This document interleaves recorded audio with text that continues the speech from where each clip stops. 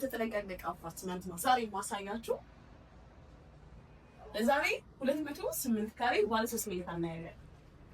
አሁን እዚህ የምትመለከቱት ሰፋ ያለ ለቀቅ ያለ ሳሎን ነው።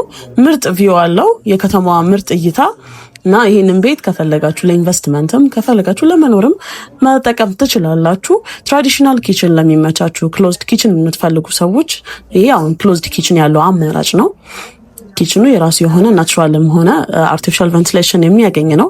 ስቶር አለችው፣ መለስ ያለች ስቶር። አሁን እዚህ ቪዲዮ ላይ አልገባም እንጂ ቤቶቹ በፍሎር አንዳንድ ደግሞ አዲሽናል እንጀራ መጋገሪያ ኪችን ያላቸው ቅንጡ አፓርትመንቶች ናቸው። ለየት ያሉ ናቸው። በከተማ ብዙም አልተለመደም እንደዚህ አይነት ዲዛይን። አሁን ይሄ የጋራ መታጠቢያ ክፍላችሁ የሚሆነው ሳሎናችሁ አካባቢ ነው።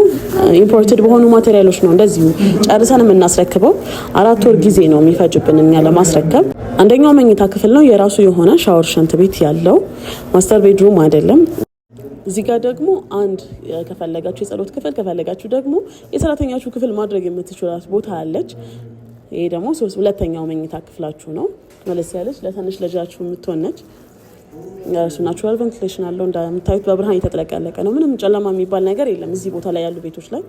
ይሄ ነው ማስተር ቤድሩም። እንግዲህ ሰፋ ያለ የራሱ ክሎዜት ኤሪያ ያለው፣ የራሱ መታጠቢያ ክፍል ያለው፣ ሰፋ ያለ ባልከኒ ያለው ለቀቅ ያለ ማስተር ቤድሩም ነው። 208 ካሬ ባለ 3 መኝታ ይሄን ይመስላል። ባልከኒ እና እነዚህ ቤቶች ግንባታ ጨርሰዋል።